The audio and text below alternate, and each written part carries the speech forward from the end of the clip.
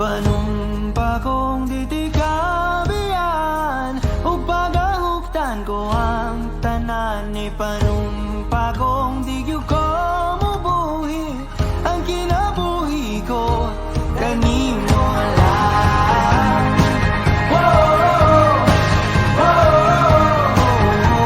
Kanimo lang.